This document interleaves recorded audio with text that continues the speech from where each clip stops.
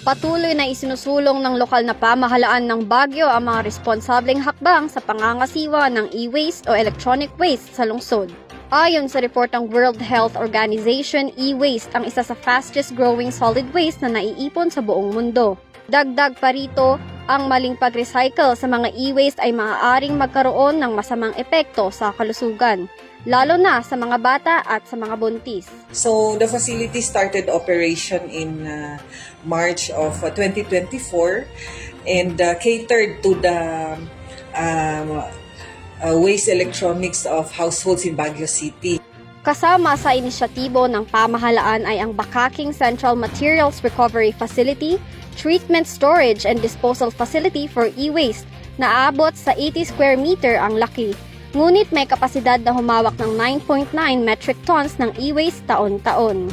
Bukas ang Bakaking Central Facility ng 8 a.m. to 5 p.m. para sa e-waste collection tuwing weekdays upang maiwasan ang pagtatapon ng mga ito sa landfills nang matiyak ang wastong pag-recycle at pagtapon ng mga electronic waste. Bukod pa dito, nagkakaroon din ng mga IECs para ipalaganap ang kaalaman tungkol sa e-waste at tamang pangangasiwa dito. So after collecting the e-waste, we get the information regarding the e-waste, the description, so what it is, what brand, what color, and we get the weight. Tinitimbang po namin siya, tapos nilalagay po namin sa inventory namin para maayos po yung data po natin na collection. After some time po, pag i-store na po yun, yung collected e-waste, i-ano na po namin siya, di-dismantle. And after some time po again, they will be prepared for, so the recyclables, the components that can be sold, will be sold to buyers.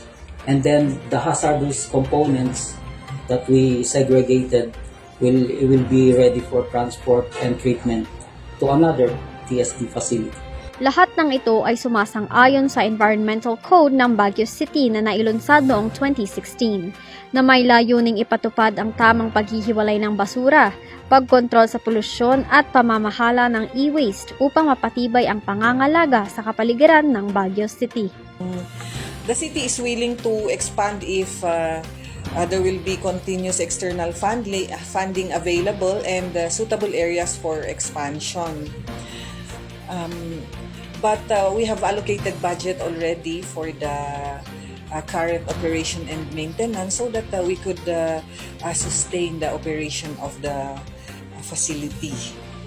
Sa ngalan ni Steffi Alan, Isabela Orasa para sa PIO Baguio Balita.